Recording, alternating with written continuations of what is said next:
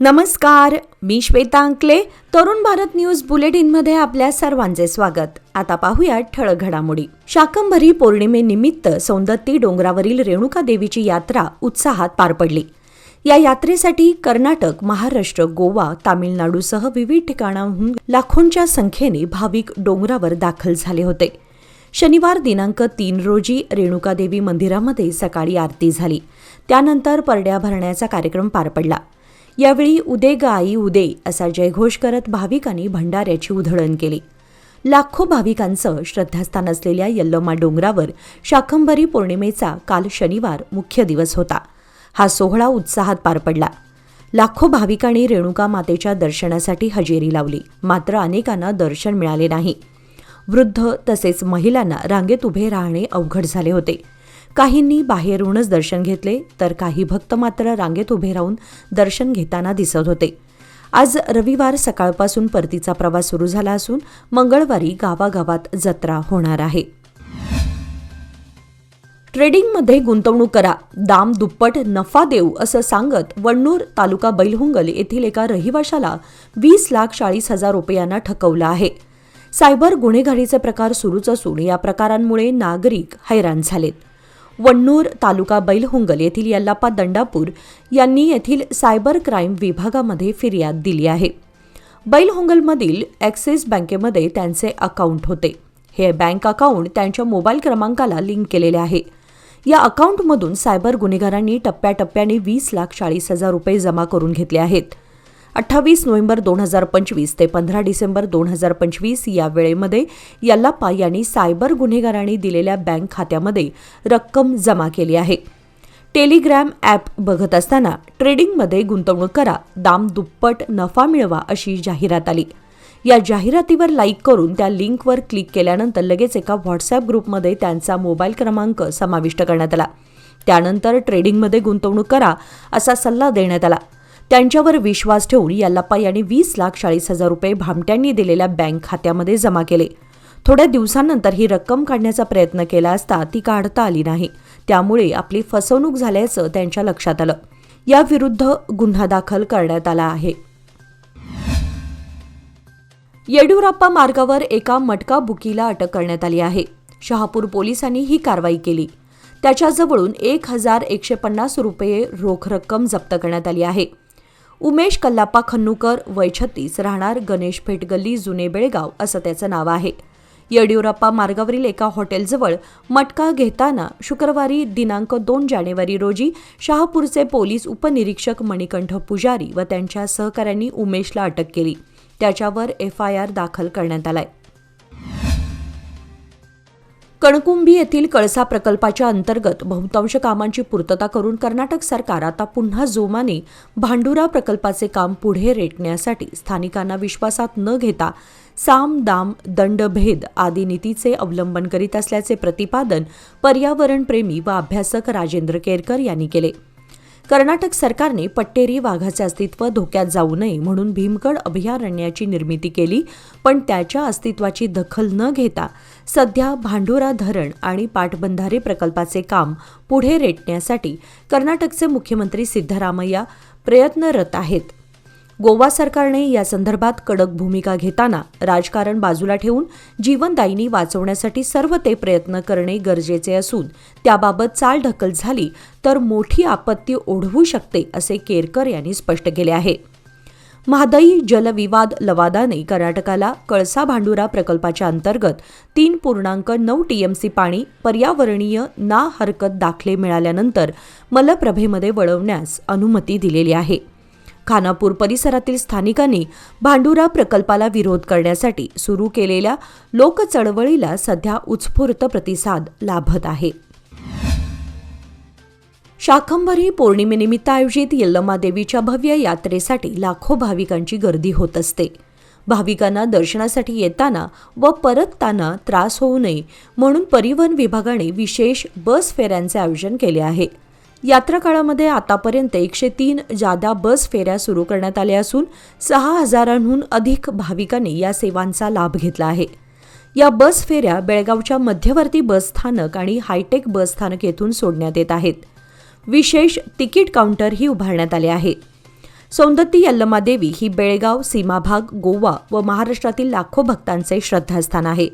यात्रेदरम्यान भाविक डोंगरावर मुक्काम करतात, दर्शन घेतात व परत येतात. परिवहन मंडळाच्या विशेष सेवा उपक्रमामुळे यावर्षी भाविकांचा प्रवास अधिक सुलभ झाला आहे.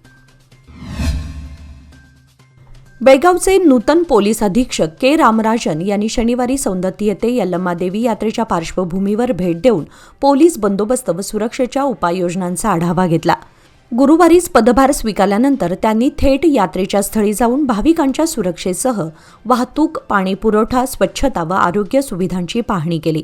यात्रेदरम्यान कोणतीही अडचण उद्भवू नये यासाठी संबंधित विभागाच्या अधिकाऱ्यांना स्पष्ट सूचना देण्यात आल्या असून भाविकांचे दर्शन सुरळीत पार पडावे यासाठी समन्वयाने काम करण्याचे आवाहन त्यांनी केले.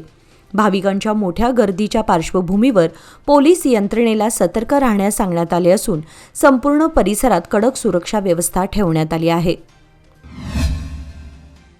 अज्ञात वाहनाला पाठीमागून जोरदार धडक दिल्याने झालेल्या अपघातात दुचाकीस्वार जागीच ठार झाल्याची घटना येळे-बैल सोनोली दरम्यानच्या रस्त्यावर शुक्रवारी रात्री 11:30च्या सुमारास घडली. तुकाराम विठ्ठल गुरव, वय 34 असं अपघातात मृत्यू झालेल्या युवकाचं नाव आहे. शुक्रवारी रात्री 11:30 वाजण्याच्या सुमारास तुकाराम हा दुचाकीवरून सोनोलीकडे भरधाव वेगाने जात होता. रात्री येळूरकर यांच्या घरासमोरच अचानक समोरील अज्ञात वाहनाला जोराची धडक दिली. यामध्ये तो खाली पडल्याने जागीच ठार झाला. घटनेची माहिती बेळगाव ग्रामीण पोलिसांना दिल्यानंतर रात्री उशिरा मृतदेह रुग्णवाहिकेतून बेळगाव जिल्हा सिव्हिल हॉस्पिटलच्या शवागाराकडे पाठवण्यात आला. दुपारी मृतदेह नातेवाईकांच्या ताब्यात दिल्यानंतर शोकाकुल वातावरणात तुडये स्मशानभूमीत त्याच्यावर अंत्यसंस्कार करण्यात आले. त्याच्या पश्चात आई, वडील, एक भाऊ असा परिवार आहे. बेळगावातील प्रवाशांसाठी दिलासादायक बातमी आहे. स्टार एअरने बंद केलेली बेळगाव अहमदाबाद विमान फेरी फेब्रुवारीपासून पुन्हा सुरू करण्याचा निर्णय घेतला असून यासाठी बुकिंग सुरू करण्यात आले आहे. मागील काही महिन्यांपासून बेळगावमधून एकामागोमाग एक विमानसेवा बंद होत असल्यामुळे प्रवाशांमध्ये तीव्र नाराजी होती. विशेषतः व्यापारी, उद्योजक आणि विद्यार्थी यांना याचा मोठा फटका बसत होता. फेब्रुवारी महिन्यापासून पुन्हा बुकिंग करून स्टार एअरने काहीसा दिलासा दिला असला तरी बेळगाव जयपूर विमानसेवेबाबत अजूनही स्पष्टता नाही. जानेवारी महिन्यामध्ये या दोन्ही फेऱ्यांचे बुकिंग थांबवण्यात आले होते. विशेष म्हणजे विमानतळ प्राधिकरणालाही अद्याप जयपूर फेरीबाबत कोणतीही अधिकृत माहिती देण्यात आलेली नाही. या पार्श्वभूमीवर प्रवाशांनी नियमित विमानसेवा पूर्ववत सुरू करण्याची मागणी पुन्हा जोर धरत आहे. T20 क्रिकेट ना मला जाम आवडतं, पण माझे पैसे इन्व्हेस्ट करताना मात्र मी गेल नाही तर गावस्करच बनतो. FD मध्ये नेहमी इन्व्हेस्ट करतो, कारण FD आहे तर स्टेडी आहे. लोकमान्य FD सोबत मिळवा best interest rate. Lokmanya FD आहे तर स्टेडी आहे. नवनियुक्त जिल्हा पोलीस प्रमुख के रामराजन यांनी जिल्ह्यातील विविध पोलीस स्थानकांना भेटी देण्याचा क्रम सुरू केला आहे. जिल्हा पोलीस मुख्यालयात वरिष्ठ अधिकाऱ्यांची बैठक घेऊन त्यांना आवश्यक मार्गदर्शन दिल्यानंतर त्यांनी मुरगोड, नेसर्गी, सौंदत्ती, दोडवाड, बैलहुंगल यासारख्या पोलीस स्थानकांना भेटी दिल्या. दरम्यान सौंदत्ती येथे सुरू असलेल्या शाकंभरी यल्लमा यात्रेच्या पार्श्वभूमीवर सुरक्षेची तयारी आणि बंदोबस्ताचा आढावा घेण्यासाठी त्यांनी प्रत्यक्ष भेट देत अधिकाऱ्यांशी चर्चा केली. पोलीस ठाण्यांमधील कामकाज, जनतेशी असलेला संवाद, तक्रारींचे निवारण आणि कायदा सुव्यवस्थेचा आढावा घेत रामराजन यांनी पोलिसांशी संवाद साधला व कामात पारदर्शकता आणि तत्परता ठेवण्याचे निर्देश दिले. निपाणी शहरातील जत्राटवेस येथे स्थित डॉक्टर बाबासाहेब आंबेडकर भवन आणि परिसरातील व्यायामशाळा इमारतीच्या नव्या उभारणीसाठी खासदार प्रियंका जारकीहोळी यांनी पाहणी केली. फुले शाहू आंबेडकर सामाजिक व सांस्कृतिक मंडळाच्या शिष्टमंडळाने निवेदन देत नवीन इमारतीची मागणी केली होती. त्यानंतर खासदारांनी प्रत्यक्ष ठिकाणी भेट देत सद्यस्थितीचा आढावा घेतला. या ठिकाणी नवीन इमारत उभारण्यासाठी सकारात्मक कार्यवाही करण्याचे आश्वासन त्यांनी दिले. यावेळी विविध मंडळाचे पदाधिकारी व सामाजिक कार्यकर्ते मोठ्या संख्येने उपस्थित होते. बेळगाव शहरातील महत्त्वाच्या प्रशासकीय बदलांमध्ये महानगरपालिकेच्या महसूल अधिकारी रेश्मा तालीकोटी यांची सरकारी वैद्यकीय महाविद्यालय येथे मुख्य प्रशासकीय अधिकारी म्हणून नियुक्ती करण्यात आली आहे. डॉक्टर सिद्धाप्पा हुल्लोळी जे सध्या बीम्समध्ये प्रशासकीय अधिकारी होते त्यांची महापालिकेच्या महसूल उपायुक्तपदी बदली करण्यात आली आहे. त्यांच्यावर सौंदत्ती येथील श्री रेणुका यल्लमा देवस्थान विकास प्राधिकरणाचा अतिरिक्त कार्यभार देखील सोपवण्यात आला आहे. काल शनिवारी झालेल्या KAS अधिकाऱ्यांच्या बदल्यांच्या यादीमध्ये या दोन्ही अधिकाऱ्यांचा समावेश आहे. या बदल्यांमुळे शहरातील प्रशासकीय कामकाजात नव्या घडामोडींची अपेक्षा व्यक्त केली जात आहे. शहरातील पांगुळ गल्ली आणि भातकांडे गल्लीतील बोळांमध्ये प्रचंड प्रमाणात कचरा साचल्यानं परिसरात दुर्गंधी पसरली आहे. गेल्या अनेक दिवसांपासून या ठिकाणी साफसफाई न झाल्यानं व्यापारी आणि रहिवाशांना मोठ्या त्रासाला सामोरं जावं लागत आहे. रोजच्या दैनंदिन व्यवहारात येणाऱ्या नागरिकांना कचऱ्याच्या ढिगाऱ्यातून वाट काढावी लागत आहे, तर काही वेळा कचऱ्यावरून पाय घसरून पडण्याचे प्रकारही घडले आहेत, अशी माहिती स्थानिकांनी दिली. या संदर्भात अनेक वेळा महापालिकेला तक्रारी करण्यात आल्या असूनही प्रशासनाने या ठिकाणी कोणतीही कार्यवाही केली नसल्याचा आरोप नागरिकांनी केला आहे. हा रस्ता आहे की कचरा डम्पिंग ग्राउंड असा प्रश्न उपस्थित होत असून महापालिकेच्या हलगर्जीपणामुळे परिसर अस्वच्छतेच्या गर्तेत सापडला आहे. स्थानिक नागरिक आणि व्यापाऱ्यांनी तातडीने साफसफाई करून परिसर स्वच्छ ठेवण्याची मागणी महापालिकेकडे केली आहे. प्रशासनाने त्वरित लक्ष देऊन कचरा उचलण्याची व नियमित स्वच्छतेची व्यवस्था करावी, अन्यथा आंदोलनाचा इशारा दिला आहे. येळ्ळूर शिवारात विद्युत मोटारींच्या केबल चोरीचे प्रकार सुरूच आहेत.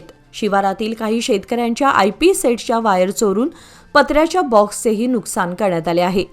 केवळ 8 दिवसांपूर्वी 5 ते 5.5 हजार रुपये खर्चून बसवण्यात आलेल्या वायरचे नुकसान करण्यात आल्याने शेतकरी हवालदिल झाला आहे. 20 दिवसांपूर्वी येळ्ळूर शिवारातील शेतकरी श्रीधर कानशिडे, यल्लाप्पा गोरल व इतर 4 ते 5 जणांच्या शेतातील विद्युत मोटारीच्या वीज वाहिन्यांची चोरी झाली होती. भुरट्या चोरांकडून शिवारातील विद्युत साहित्य चोरून त्याची विक्री करण्यात आली होती. त्यामुळे शेतकऱ्यांना शेताला पाणी देणे अवघड झाले आहे. रात्रीचा फायदा घेत काही अज्ञातांनी पुन्हा वीज वाहिन्यांवर डल्ला मारत वीज मीटरच्या लोखंडी बॉक्सचंही नुकसान केलं आहे. त्यामुळे शेतकऱ्यांना मोठा आर्थिक तोटा सहन करावा लागला आहे. पोलिसांचा धाक उरला नसल्याने भुरट्या चोरांकडून असे प्रकार केले जात असल्याने पोलिसांनी या परिसरामध्ये गस्त घालण्याची मागणी शेतकऱ्यांकडून केली जात आहे. शहरातील रामतीर्थनगर परिसरातील गणेश सर्कलपासून ते रामतीर्थनगर पर्यंतच्या फक्त 1.5 किलोमीटर अंतरावर तब्बल 450 स्ट्रीट लाईट पोल उभारण्यात आले आहेत. आश्चर्याची बाब म्हणजे या पोलवर आजपर्यंत एकही दिवा चालू झालेला नाही.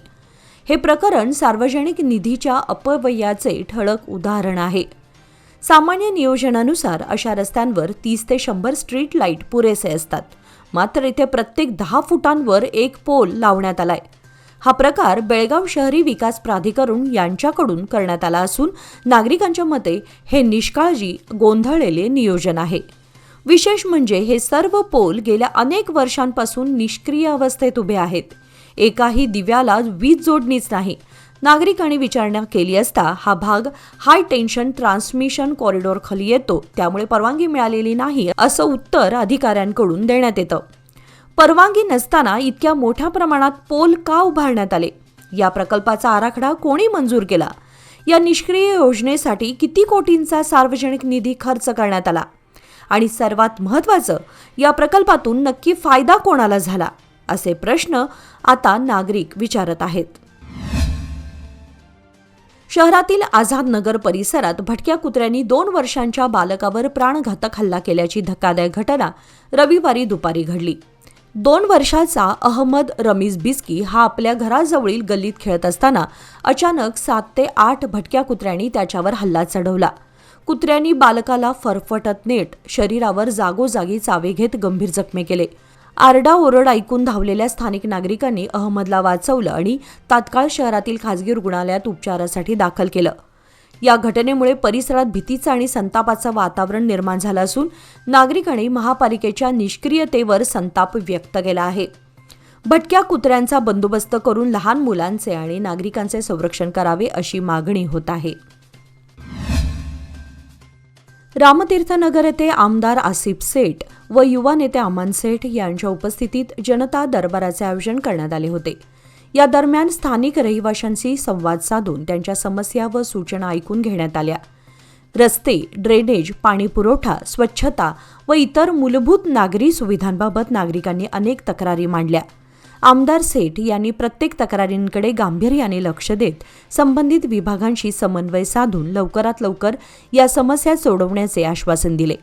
या जनता दरबारास प्रभागाचे नगरसेवक, स्थानिक प्रतिनिधी व समाजाचे नेते मोठ्या संख्येने उपस्थित होते. यावेळी आमदार आसिफ सेठ यांनी सांगितले की जनता दरबारासारख्या उपक्रमांमुळे थेट संवाद साधता येतो आणि गोरगरिबांच्या अडचणींचा थेट आढावा घेता येतो. यामुळे प्रभावी प्रशासन राबवण्यास मदत होते. स्थानिक नागरिकांनी या उपक्रमाचं कौतुक करत लवकरच त्यांच्या या समस्या मार्गी लागतील अशी अपेक्षा व्यक्त केली.